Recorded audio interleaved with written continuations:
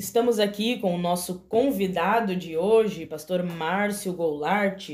Pastor Márcio, que é casado com a diaconisa Mônica Goulart, tem 4 filhos e atualmente atua aí como encarregado de área, numa das congregações do Ministério Restauração, que tem aí como seu presidente, pastor Humberto Schmidt Vieira. E também pastor Márcio, conhecido aí pelo programa Despertai. Pastor Márcio, então, é o locutor aí desta programação que vai ao ar todas as terças-feiras a partir das 9 horas da manhã. Glória a Deus. Paz do Senhor, pastor Márcio. Paz do Senhor, irmã Débora, paz do Senhor a todos os ouvintes da Rádio Filha 1. É uma alegria estar aí na abertura desta nova programação que estará então dando-se início no dia de hoje. Deus abençoe a todos. Glória a Deus, estamos aí então, dando início, retornando aí o programa Edificando Vidas, num novo formato, E então, nosso primeiro convidado de hoje, pastor Márcio Goulart, aí, que também, para quem não sabe, é meu pai, Então, está aí juntamente conosco para dar início a este novo projeto. E o objetivo de hoje, então, é nós mostrarmos como Deus age na vida de alguém que às vezes, aos olhos humanos, parece que não tem solução, parece que não tem mudança, aos olhos humanos muitas vezes a gente olha, não, mas aquilo ali não tem nem futuro, aleluias, mas quando Deus ele age na vida de um homem, de uma mulher, quando esta pessoa dá liberdade para o Senhor agir, Deus ele faz milagre, ele transforma em homens e mulheres de Deus. E então, nesta noite aí, vamos estar conhecendo um pouquinho melhor da história nosso pastor Márcio Goulart, que vai estar aí edificando, com certeza, a minha e a sua vida nesta noite. Glória a Deus. E para começarmos então, pastor Márcio, conte-nos um pouco, da sua história, como foi a história aí da sua família, na sua infância, como é que era o seu contexto familiar, como era a sua vida antes de conhecer Jesus. Pois bem, a minha vida familiar, ela não é muito diferente de muitos brasileiros, Aonde vem de uma família de classe baixa, pobres, e com um pai ali muito trabalhador, minha mãe muito trabalhadora, mas com 6 filhos, pagando aluguel, enfim. Então nós não tínhamos muitos recursos, quando criança, aquela coisa de brinquedo, enfim, coisas que hoje, eu vejo hoje as crianças, a própria juventude tem uma vida muito boa, uma infância bem organizada, devido às condições hoje ela ser melhor, mas na minha época não era tão fácil assim não, Para ter um carrinho, por exemplo, a gente fazia carrinho com tampinha de garrafa, usava materiais recicláveis para fazer um brinquedo. Para se ter uma bicicleta, nós fomos ter uma bicicleta, meu Deus, nós já tínhamos ali em torno de 12, 13, 14 anos já.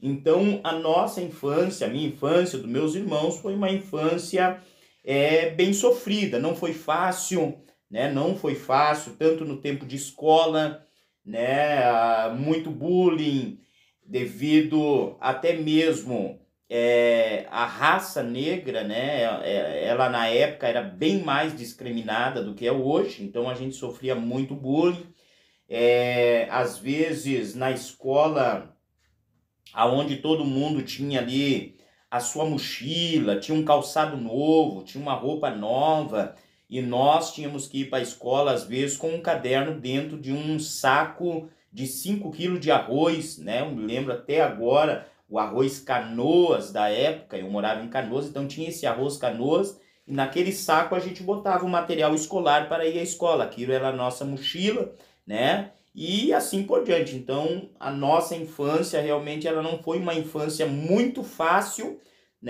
Não por culpa, é claro, dos pais. Meu pai, como disse, meu pai e minha mãe sempre foram muito trabalhadores, sempre se esmiuçaram para dar o melhor para os filhos, E devido aos recursos, pouco recurso, realmente, a nossa infância, ela não foi uma infância muito fácil.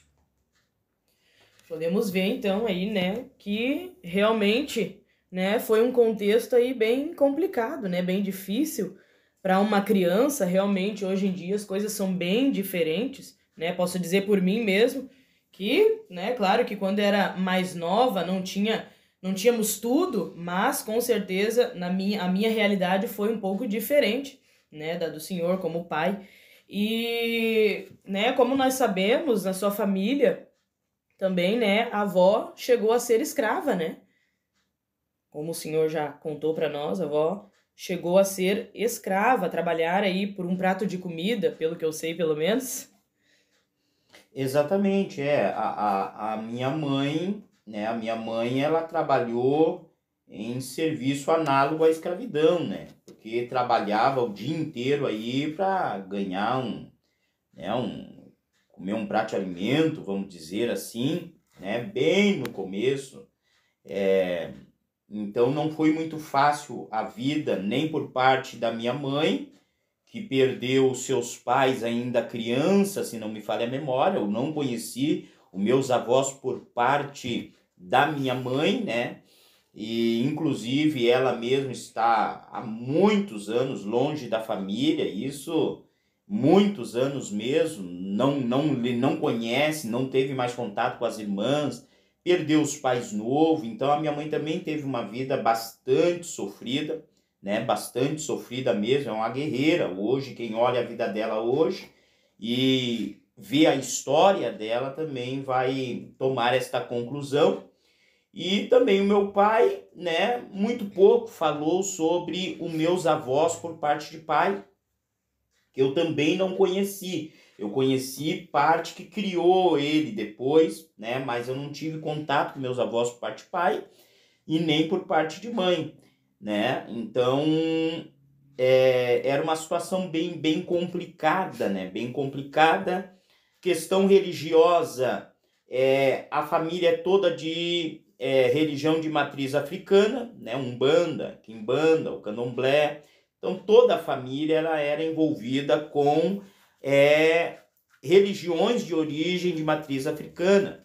Então nós não tínhamos um conhecimento da palavra de Deus, nós não tínhamos um conhecimento do evangelho e sofremos muitas coisas tremendas, terríveis, né?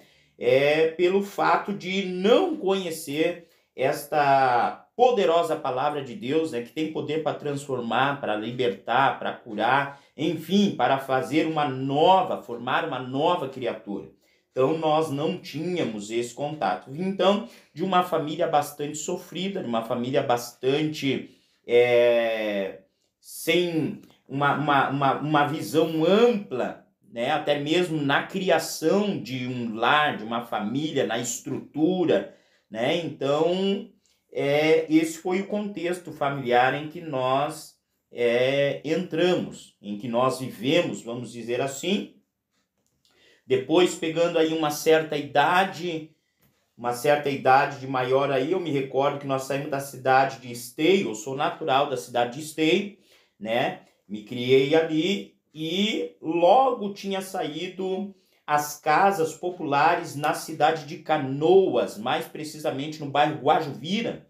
E o meu pai, então, né, se deslocou para lá. Foi uma grande invasão. Hoje o Guajuvira é um dos maiores bairros, né, da América Latina, o bairro Guajuvira. Primeiro era Matias Velho, agora eu não sei mais, mas Guajuvira estava colado porque há milhares de pessoas morando naquele bairro. E meu pai, então, larga tudo na cidade de Esteio e vão para o bairro Guajuvira. O bairro Guajuvira que na época, eu me lembro até hoje que foi invadido. Nós tínhamos que entrar, nós era criança, nós entramos escondido da polícia lá para dentro para poder se apossar de uma casa ou de um apartamento, alguma coisa, porque lá na cidade de Esteio o pai pagava aluguel e um monte de filho, enfim, não tinha aquela condição. Apesar de estar numa boa empresa, né? O meu pai foi um soldador, foi torneiro mecânico, trabalhava na Massey Ferguson, Febernat, só empresas boas, mas o recurso não chegava para manter de uma maneira mais decente, né, a família. E ali nós, então, entramos no bairro Guajuvira E a partir daquele momento, ali no bairro Guajuvira, na época, tinha muita coisa tremenda lá dentro, era uma invasão, então tinha muito crime, muita coisa errada acontecia ali dentro. E ali nós acabamos conhecendo, eu, meus irmãos, acabamos conhecendo a rua, porque até então nós éramos criados dentro de um cercado, né? Dentro do pátio, tinha regra para sair, então toda aquela questão familiar. Mas quando nós fomos para o bairro Guajuvira, parece que então as rédeas se soltou, né? E aí começamos a andar mais na rua, a conhecer outras pessoas, enfim, se envolver, começando com pequenos delitos, né? Pequenos roubos, pequenas coisas. E ali a coisa ela foi se aprofundando de uma forma tão grande, principalmente por parte dos meus irmãos, né, que se envolveram muito mais mesmo, se envolveram então realmente com crime, se envolveram com assaltos, com roubos grandes, né, e ali a família começou então a se desestruturar ali, né, ali a família começou a entrar num túnel sem saída. Logo meu pai e minha mãe se separaram, né? Meu pai foi morar para um canto, minha mãe ficou no outro, e aí a turma se soltou, né? Então foi bem complicado mesmo. Como eu disse, a família ela foi entrando para um lado da criminalidade, tanto os meus irmãos, como até mesmo as minhas irmãs, né? Em vários delitos também. Tem aí meus irmãos puxaram muitos anos de cadeia, né? Hoje, graças a Deus, aí são obreiros da casa de Deus, hoje estão libertos das drogas, libertos da criminalidade, né? E assim foi a vida da gente, desde pequeno, desde novo, né? Sofrendo, correndo, a gente morava em lugares que era guerra, por exemplo, um bairro não podia entrar no outro. Um bairro era contra o outro, por mais que a pessoa não fosse do crime, bastava alguém descobrir do outro bairro que ela era de um bairro contra, que ela já estava envolvida em transtorno, né? Perigando aí a perder até a vida, como muitos amigos meus perderam a vida por ir em bairros alheios, ou guerra de quadrilha, enfim, coisas terríveis, né? Então assim foi a nossa parte da minha infância, da minha juventude, né? Foi uma juventude bastante conturbada. Conhecemos os bailes, as festas, sempre tinha nas festas as guerras, sempre tinha nas festas o tiroteio, as facadas, sempre tinha alguma coisa terrível acontecendo nesses lugares.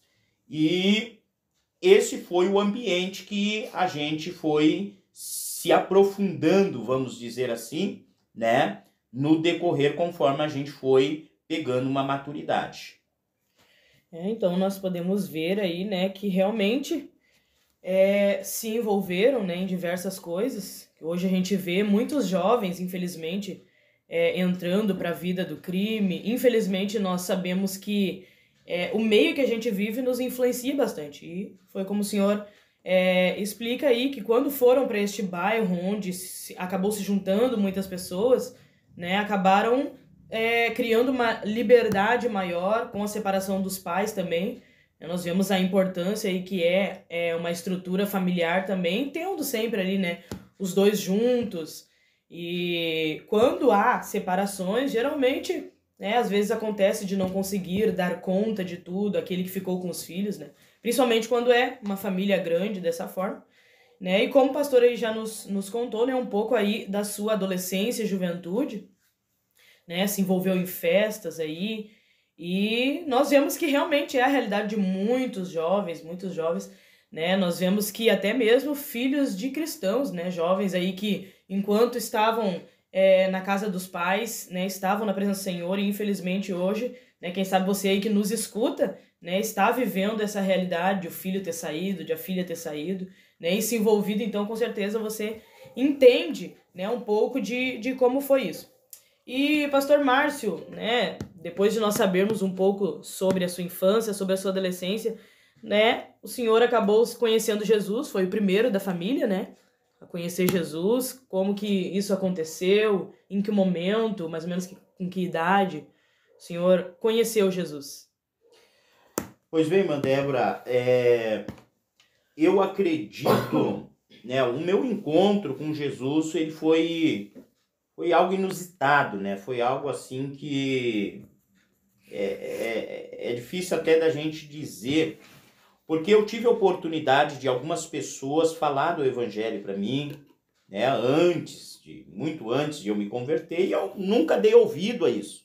Eu nunca dei crédito a isso, né? Nunca dei crédito. Eu, mesmo na minha falta de sabedoria religiosa, vamos dizer assim, para mim, quem me protegia eram os guias, eram os caboclos, enfim, né? E eu me recordo que uma certa vez, né, eu tinha aproximadamente, eu creio que uns 19 anos, mais ou menos, 19 anos, 19 para 20, não sei dizer bem ao certo, mas eu peguei uma galera, como a gente dizia no passado, uma galera, um grupo de amigos, e nós fomos para um outro bairro. Nós saímos do bairro Guajuviras e fomos para o bairro Matias Velha. O bairro Matias Velha era um bairro, na época, de um alto índice de criminalidade. O bairro Matias Velha foi o maior bairro da América Latina, né? Então, o índice de criminalidade lá era uma coisa espantosa. E eu me lembro que eu saí com uma turma de jovens e nós fomos dançar numa praça lá, nós fomos dançar rap, fomos dançar numa praça, e quando nós chegamos na praça, na verdade, para mim, aquilo lá era uma emboscada, né? Porque nós estávamos num bairro contrário ao bairro que nós morávamos. E quando eu cheguei nessa praça, os meus amigos tudo começaram, um correu para um lado, o outro corre para o outro. E quando eu me dei por conta, aqueles rapazes que estavam lá, eles estavam tudo armado. E aí eu vi que a coisa ia ficar feia, peguei e não cheguei direto na praça, mas eu dei um jeito de escapar e peguei uma rua lateral, porque daí até então eu estava sozinho, os amigos já tinham se largado tudo, né? E o que acontece? Aqueles rapazes vieram atrás de mim e começaram a me dar de coronhada. Eu conhecia eles, eu sabia que eles eram bandido mesmo. E começaram a me dar coronhada e me bater na rua. Ninguém, um domingo ensolarado, não tinha uma pessoa para ligar para a polícia, sei lá, fazer alguma coisa. E eles estavam me levando para um mato. Eles estavam me levando, onde hoje é o shopping Canoas, eles estavam me levando para... Onde hoje é aquele shopping, era um matagal. E eles estavam me levando para lá, dizia, caiu o teu reinado, né, Nego Márcio e tal, aquele negócio todo. E naquela hora, assim, como é que eu vou dizer, passa um filme na cabeça da gente, porque tu sabe que tu vai morrer, tu sabe que chegou a tua hora. Eu sabia que eles iam me matar.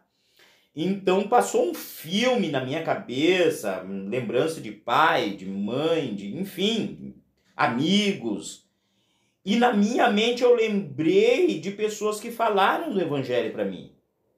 E aí naquele momento, na mente assim, no subconsciente eu pensei para mim, se Deus que me pregaram me livrar da morte hoje, eu vou largar tudo que eu faço e vou me converter. Foi um pensamento simples na minha cabeça, mas que bateu forte. E aí o que aconteceu? Não sei explicar como aconteceu, eu sei que eu escapei desses rapazes. Eu escapei, eu me lembro só que eu corri muito, pulei alguns pátios, eu acho, peguei um ônibus no centro de Canoas e me desloquei para o bairro Guajuvira. Isso era um domingo bem de tardezinha já. Naquele domingo eu tinha que dar aula, porque eu fui professor de artes marciais, fui professor de Kung Fu, capoeira, e eu tinha que dar aula. Eu cheguei na academia nesse domingo e ali me despedi dos alunos, tudo, ó, não estou mais dando aula e tal, mandei todo mundo para casa, e eu fui para minha casa naquele mesmo domingo, né? No mesmo domingo eu fui para minha casa e eu tinha cabelo comprido, cortei cabelo, tirei brinquinho, tirei aquelas roupas extravagantes que eu usava, né? E botei uma roupa lá social, não tinha sapato, peguei uma botina do meu pai, enfiei uma botina de metalúrgico dele, né? Veja só coisa interessante, ninguém tinha me dito como é que eu tinha que ir para a igreja. E naquele dia mesmo eu botei na cabeça, eu digo, não, eu vou procurar uma igreja. E peguei uma biblinha Gideões Missionária, aquela bíblia azul que eles dão nas escolas, e me desloquei, então comecei a caminhar e achei uma igrejinha, né? Depois de caminhar bastante, achei uma igrejinha de tábua, né? Tinha um pessoal lá orando lá dentro, berrando, como eu digo, né? Estavam gritando lá dentro. Mas eu entrei nessa igrejinha e me sentei bem no banco de trás, uma igreja simples, tinha umas irmãzinhas de cabelo branco lá orando e tal. Começou o culto e eu fiquei lá, de cabeça baixa, né? Bem no último banco. E de repente, então, essa irmã que estava orando, de cabelo branco, ela começou a falar em língua estranha e veio marchando para o meu lado. Eu vi que ela veio para o meu lado. E quando ela chegou diante de mim, então, Deus usou a boca dela e ela falava para mim com todas as palavras. Eu é quem te trouxe aqui hoje.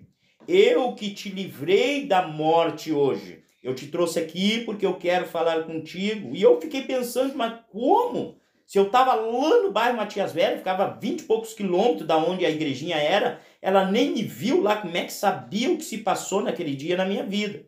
Né? Então, até então me deu dúvida, porque eu não sabia que era Deus falando na boca desta missionária. E ali ela entregou muita coisa, falou tudo aquilo que eu tinha passado naquele dia, né? E disse que eu seria um pregador do evangelho, que ele ia me levar por vários estados do Brasil e até mesmo fora do Brasil e assim por diante. E naquele momento ali, irmãos, o impacto foi tão grande que naquele mesmo culto eu aceitei a Jesus como meu Senhor e meu Salvador, né? E dali em diante eu comecei a caminhar, a andar em novidade de vida, né? Largando tudo que fazia, abandonando todas as malezas que acompanhavam a minha vida. Então acabamos largando tudo e começamos a buscar Deus com intensidade. Eu me recordo que o meu prazer era estar na igreja orando. Eu trabalhava e chegava do serviço, pegava a chave da igreja, ia orar, tirava horas orando e buscando a Deus com aquela intensidade. Eu queria o batismo com o Espírito Santo, então eu me dediquei a buscar a Deus ali. Então foi assim que foi a minha conversão. Eu me converti então, né? Na verdade, eu costumo dizer que eu me converti com 2,38 na cabeça, porque quando os caras estavam com a arma na minha cabeça dizendo que agora eu ia morrer, a minha mente estava cogitando, né? Se o Deus que pregaram para mim existisse e me livrasse da morte naquele momento, então eu iria abandonar toda aquela minha rotina de vida que eu tinha até então. Glória a Deus, interessante, né? Que mesmo estando ali numa situação que, na verdade, que nem te diz, muitas vezes as pessoas, quando elas estão na ruim, é que elas lembram de Deus. Né? Como o Senhor mesmo diz, antes já tinha ouvido falar de Jesus, alguém já havia pregado, mas não havia dado crédito. E num momento como este, então, né, lembrou-se de Deus, né? E o mais interessante é que mesmo que foi ali num momento, né, em que a pessoa fica apavorada, que vai morrer, o Senhor cumpriu, né? Cumpriu aí a sua palavra, a sua promessa e foi buscar o Senhor, né? Nós vemos aí que maravilha quando a gente decide, né, servir a Deus e cumpre, né? Vai ali e mostra realmente que quer mudança, que quer uma novidade de vida. Glória a Deus. Então aí na verdade o Senhor não se converteu tão tarde também, né? Ainda era um jovem, né? Pôde aí conhecer Jesus ainda novo, né? Nós vemos que hoje muitos, às vezes, vão acabar conhecendo Jesus mesmo lá com seus 30, 40, 50 anos, quando dá tempo, né? E glórias a Deus, então, que o Senhor alcançou, né? Alcançou o Senhor aí ainda meio cedo, apesar de ter vivido tantas coisas, né? Conseguiu alcançá-lo ainda meio cedo. E após isso, então, o Senhor acabou conhecendo minha mãe, né? Então, sua esposa. Como é que foi aí esse momento? Ela já era cristã, conheceu na igreja? Como é que foi essa fase aí de mudança? Não, na verdade a irmã Mônica, ela não era crente, era católica, né? Ela era professora de catequese, se não me falha a memória. Então a gente se conheceu aí nesse interim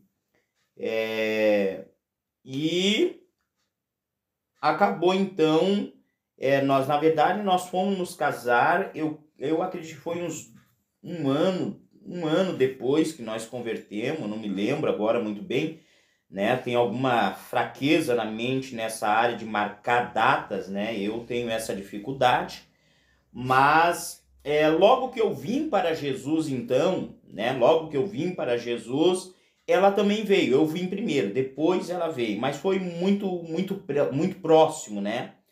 E aí, o ministério que eu comecei a congregar, né? Era um ministério muito abençoado, foi onde ali eu conheci a doutrina. Eu costumo dizer que eu não conhecia a doutrina no Ministério Restauração. Ministério Restauração, claro, minha fé tem sido edificada, acrescentada, né? Mas eu, graças a Deus, eu conheci essa doutrina já no comecinho, lá no primeiro ministério, Ministério Restauração, o segundo ministério que eu estou. Conheci essa doutrina, então, nesse primeiro ministério.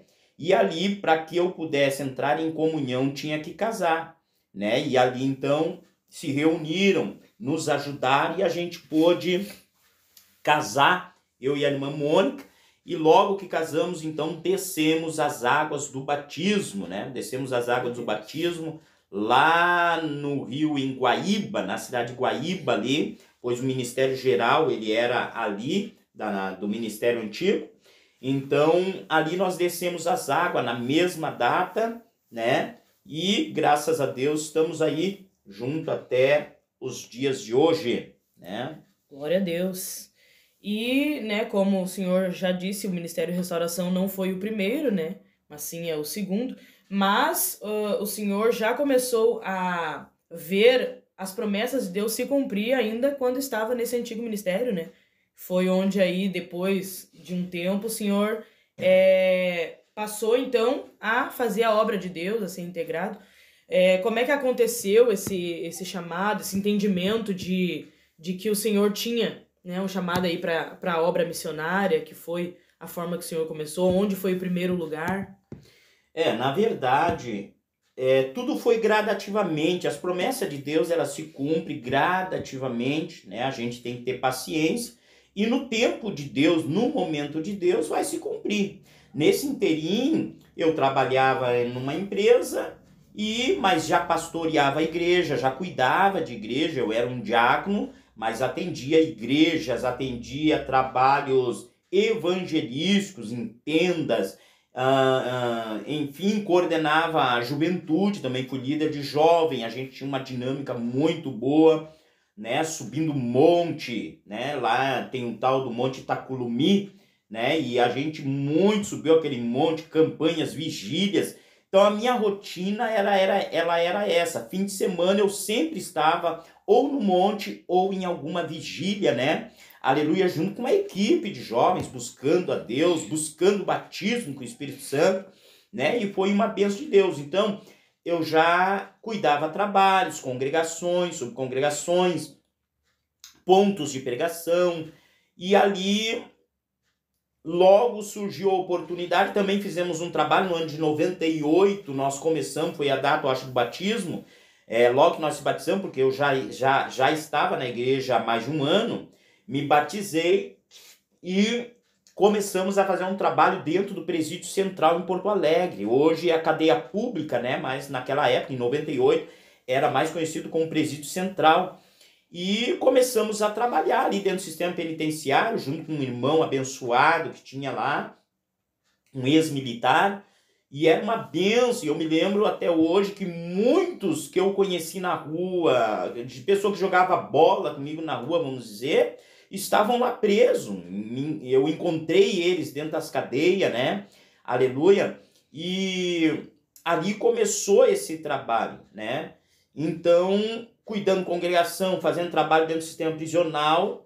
E a minha primeira saída, eu me lembro que eu fui para cuidar, abrimos uma igreja, nós na verdade fundamos essa igreja pelo próprio ministério que eu estava, na cidade de Santa Maria, né? Lá na cidade de Santa Maria, e ali eu coordenava também os trabalhos de Itaara, São Pedro do Sul, que são cidades que ficam ali naquela volta, e eu tinha uma jurisdição até perto lá da fronteira, né?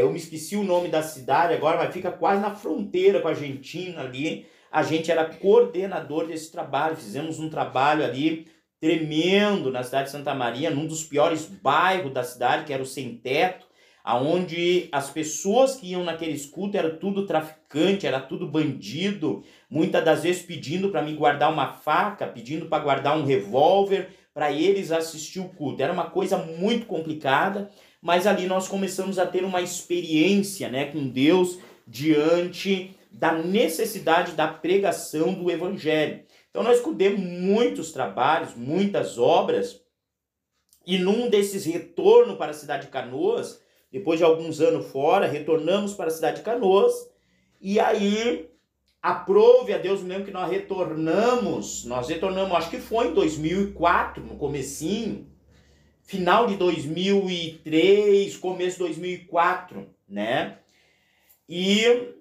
Foi 2004. E o Ministério Restauração tinha 4 meses quando, né, eu senti um chamado para o Ministério Restauração. E ali nos apresentamos ali na cidade de Porto Alegre.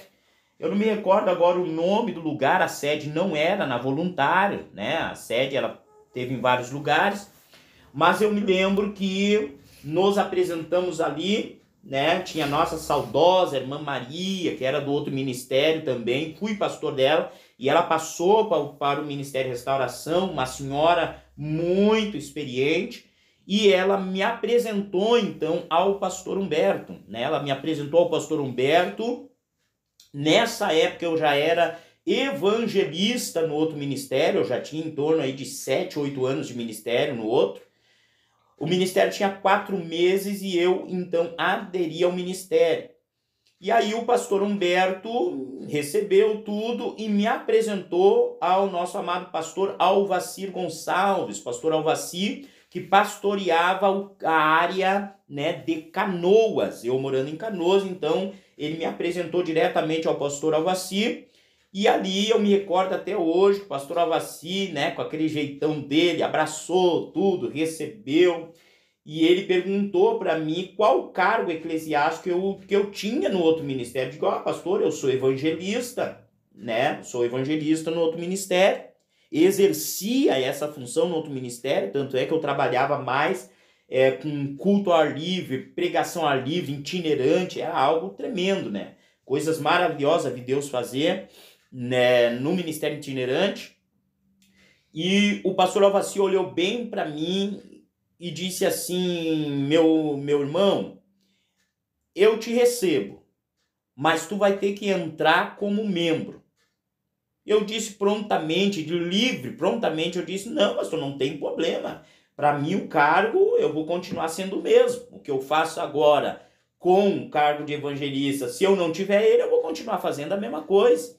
E ali, então, eu fui recebido, né? Fui recebido no ministério como membro, irmãos, como membro, né? E poucos meses depois, começamos a trabalhar. Pastor Alvacir é um pastor que dá liberdade para o obreiro trabalhar, né? E puxando a gente, mas ele dá muita liberdade. E começamos a trabalhar, pregar, cuidar trabalhos pelo Ministério de Restauração. Em pouco tempo ali, eu fui reconhecido novamente, daí a um cargo abaixo, fui ao presbitério, né? Fui reconhecido, fizemos vários cursos no ministério, cursamos a Escola de Missões Heróis da Fé, fizemos a Escola de Missões Heróis da Fé na época, então eu tinha uma pequena empresa, agora então eu tinha ali a minha serralheria, Estava crescendo a serralheria, estava ficando muito bom, né? Tava tendo uma demanda grande. E me lembro que naquela época nós estávamos com propósito, eu me uni com outro serralheiro lá e nós íamos alugar um grande pavilhão para ampliar os negócios, né? E para ser mais produtivo. E nessa época, então, surgiu um convite para assumir uma obra missionária no interior do estado do Rio Grande do Sul, que foi a cidade de Arvorezinha, pelo Ministério da Restauração, né? Então, quando foi me lançada a proposta, pastor Alvaci, né, lançou a proposta, olha, largar tudo, lá salário é pouco, né? Mas prontamente a gente aceitou a proposta, então largamos tudo, fechei a empresa, entreguei todos os trabalhos que eu tinha que entregar, fechamos a empresa e peguei a família e nós fomos então cuidar a obra no interior do estado do Rio Grande do Sul, cidade de Arvorezinha, uma cidade de origem alemã italiana, aonde menos de 1% da população era evangélica, mas muito menos de 1%, predominância católica, muito bem arrojada, vamos dizer assim, e ali nós fomos cuidar então a obra. E imagine você, né, pastor Márcio é preto, né, e toda a família preta sofre muito bullying ali naquela cidade, as pessoas não davam crédito por causa da cor, né, tivemos oportunidades ali, até mesmo hoje, diante da lei, de colocar grandes pessoas ali de poder aquisitivo na justiça, mas nós não fomos ali com esse propósito, nós fomos ali com o propósito de ganhar alma, né? E aí, através do nosso testemunho, através do nosso dia a dia, da nossa convivência, acabamos ali sim, criando muitas amizades, ganhamos muitas almas para Jesus ali. Não foi fácil, não foi fácil mesmo pregar o evangelho aonde impera o catolicismo romano, não é fácil, né? Até porque é um povo que tem a sua cultura, a origem, né? Puxa para aquele lado. Mas ali Deus fez uma grande obra e assim a gente foi então pregando a palavra de Deus, anunciando a palavra de Deus. Ficamos ali por aproximadamente 8 anos, né? Cuidando daquele trabalho. Nós fomos para a cidade de Espumoso, né? Cuidamos também no interior do estado, cidade de Espumoso, bem melhor, claro, que lá em Arvorezinha. Ficamos ali por aproximadamente 5 anos e de Espumoso, então, fomos transferidos para a cidade de Soledade. Hoje, então, 2 anos e meio, mais ou menos, estamos atendendo o trabalho aqui na cidade de Soledade com... Aleluia, e por incrível que pareça, estando em Soledade, hoje Arvorezinha é uma congregação ligada à área Soledade. Então, novamente, estou cuidando da Arvorezinha, juntamente com a cidade de Ilópolis e, agora, mais recente, a cidade de Fontoura Xavier. Glória a Deus, vemos aí, então, um longo caminho percorrido, né? E voltando um pouquinho ali, né, nessa parte... onde o senhor foi para Arvorezinha, né? Como já contou um pouco antes, a sua realidade, né? Por exemplo, financeira, familiar, na sua infância e adolescência foi difícil. Aí, né? Depois que se converteu, Deus preparou uma oportunidade de ter uma empresa, né? Que se tivesse continuado hoje, né? Acreditamos aí que estaria muito bem, né? Se tivesse tido uma boa administração, com certeza estaria muito bem financeiramente, né? Podendo, quem sabe, até ajudar a própria família, os próprios familiares, que graças a Deus hoje estão melhor também.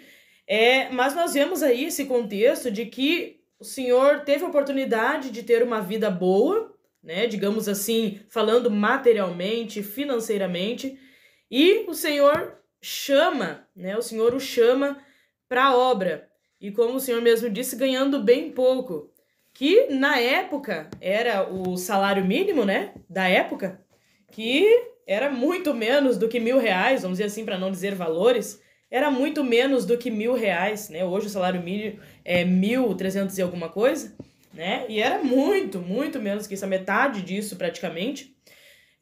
Então, para alguém que estava aí iniciando uma empresa, né, tendo aí a oportunidade de crescer muito bem na vida, é muita fé, né? Largar tudo isso para viver uma outra realidade, né? E eu, como filha, né, sei disso porque estive junto. Nessa época eu tinha acabado de fazer 11 anos quando meu pai então foi enviado para a cidade de Arvorezinha. Então aí eu estava entrando na adolescência, então algumas coisas aí nessa faixa etária de idade eu lembro, né? E ali muitas coisas, esses quase 8 anos foram de muitas experiências, né? Tanto na área financeira, né? O senhor puder contar para nós um pouquinho datas, como que eram as datas festivas, né? A gente estava longe de toda a família, como é que era isso, as datas festivas, as condições financeiras,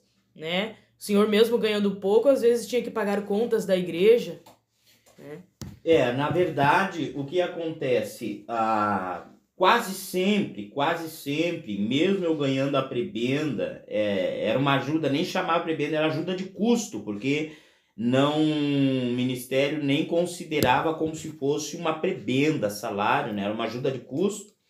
E como era uma cidade muito difícil mesmo, não tinha membros, os aluguéis, aluguel de casa, aluguel, aí nós tinha a igreja na garagem da própria casa, água, luz, era tudo pago com esse dinheiro. Então, raramente me sobrava algum valor para mim e a minha família.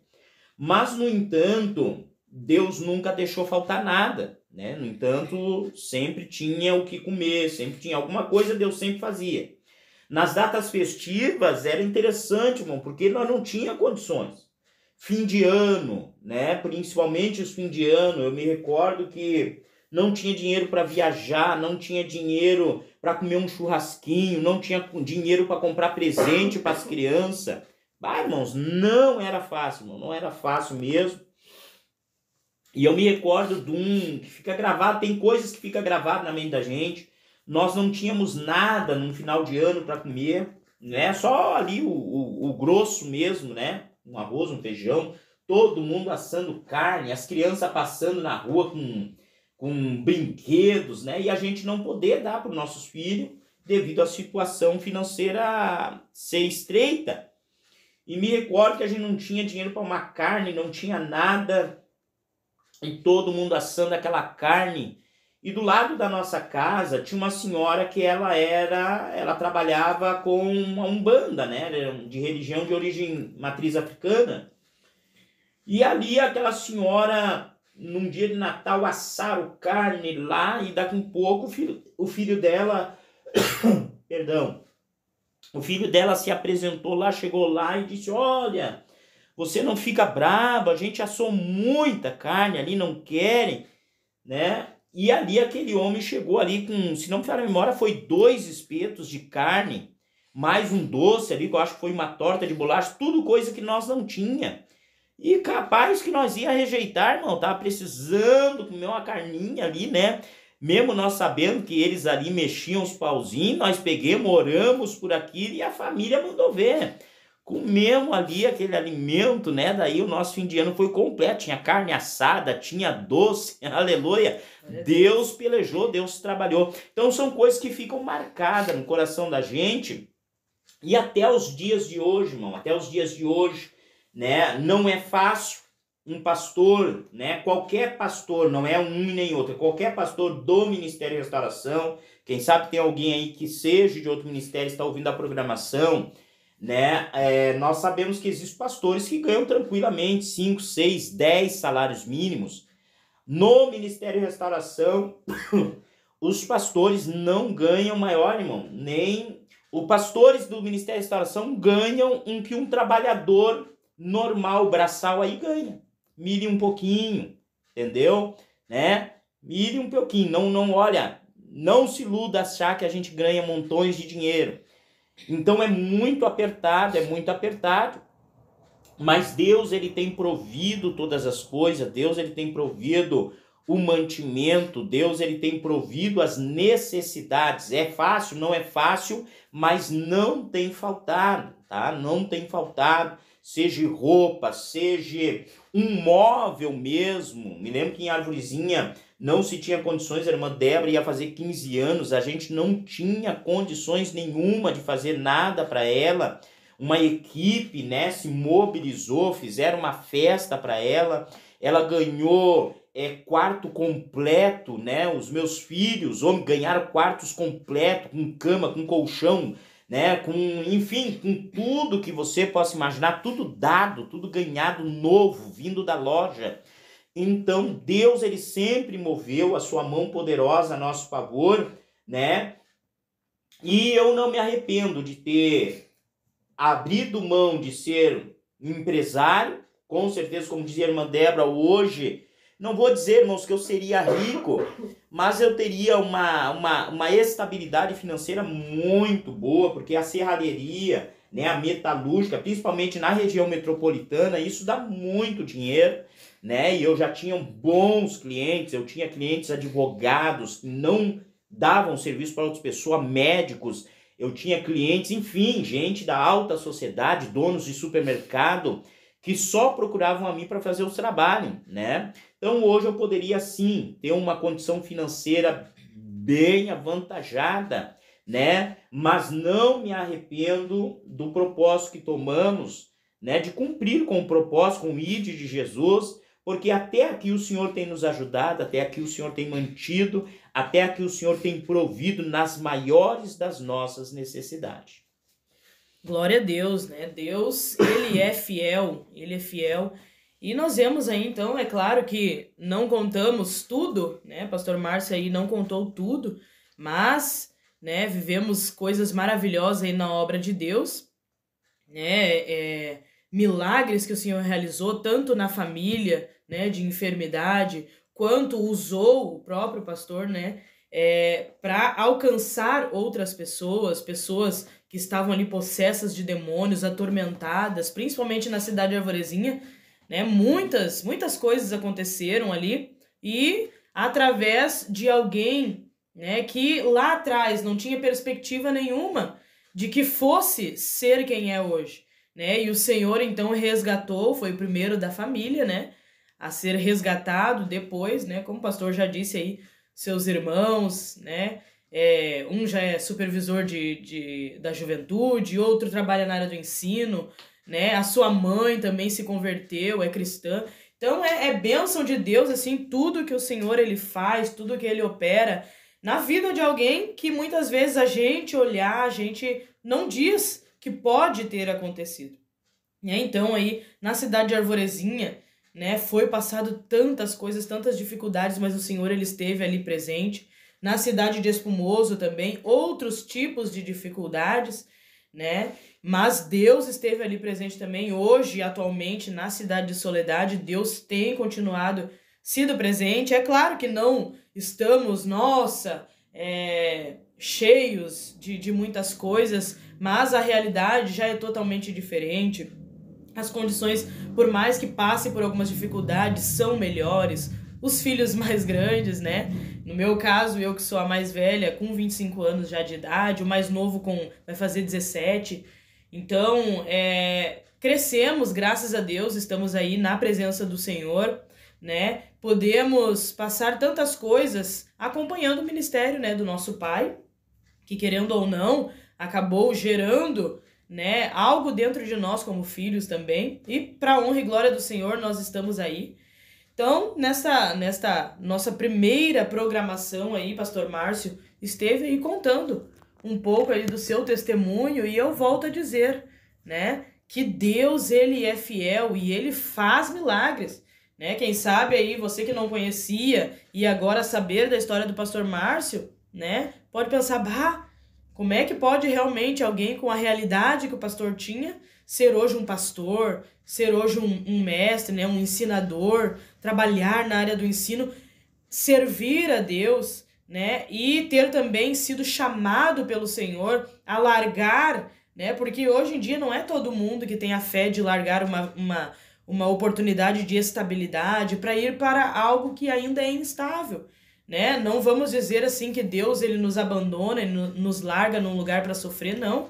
Mas a gente sabe que é da vontade dele e ele vai permitir sofrimentos, vai permitir faltas, percas, né? Mas ele sempre provê, ele sempre providencia tudo como foi na nossa vida.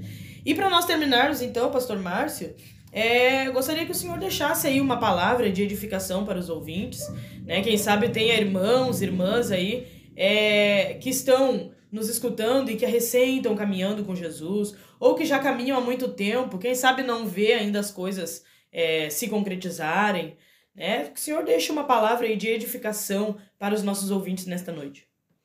Pois bem, meus irmãos, eu quero deixar que eu acho muito interessante uma palavra que o apóstolo Paulo ele deixa quando escreve a sua primeira carta aos Coríntios, no capítulo 1, verso de número 26, ele vai dizer assim, ó: porque vede, irmãos, a vossa vocação, que não são muitos os sábios segundo a carne, nem muitos poderosos, nem muitos nobres que são chamados. Mas Deus escolheu as coisas loucas deste mundo para confundir a sábia. E Deus escolheu as coisas fracas deste mundo para confundir as fortes. E Deus escolheu as coisas vis deste mundo, e as desprezíveis, e as que não são, para aniquilar as que são, para que nenhuma carne se glorie perante ele. Então veja só que a nossa vocação, na vocação ao chamado de Deus, Deus chama aquele que era desprezável, aquele que era desprezível, melhor dizendo, aqueles que não são, para confundir os que são. E eu acho que eu me enquadro muito bem dentro desta expressão que o apóstolo fala quando escreve aos Coríntios. Não tinham, pela perspectiva humana, não tinha como, não haveria maneira de ser hoje um pastor, né? Pela misericórdia de Deus aí, há 2 convenções passadas, né, foi reconhecido o pastorado. Hoje nós somos supervisor de ensino da região Serra do Botucaraí, trabalhamos, né, na área do ensino, procuramos estar estudando, meditando, enfim, para atender a demanda, mas pela perspectiva humana não teria como, né? Não teria como, a sociedade não dizia que teria uma perspectiva de vida.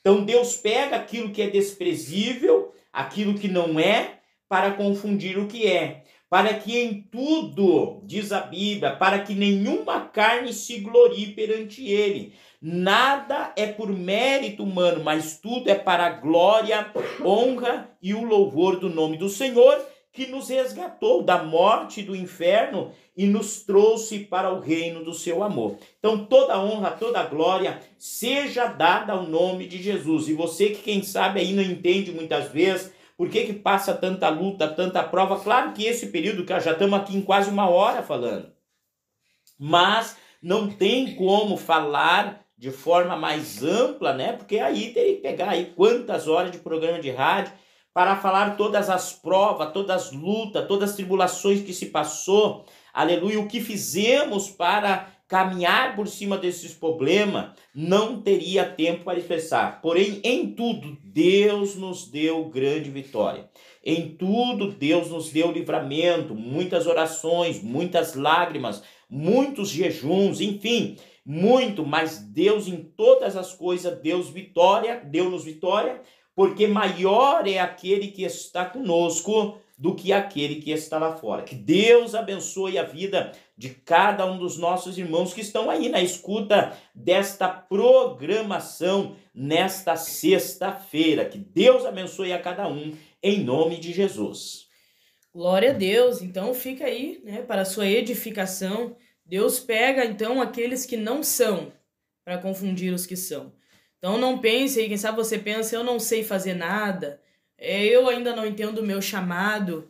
Vai para a presença do Senhor que Ele vai te mostrar o que Ele tem para a tua vida. E por mais que você, aos seus olhos humanos, ou quem sabe até aos olhos de outras pessoas, não seja nada, quem sabe outros dizem, não vai dar em nada. continue confiando no Senhor, que Ele vai mostrar o seu propósito, porque o Senhor, Ele pega aqueles que não são para confundir os que são. Amém?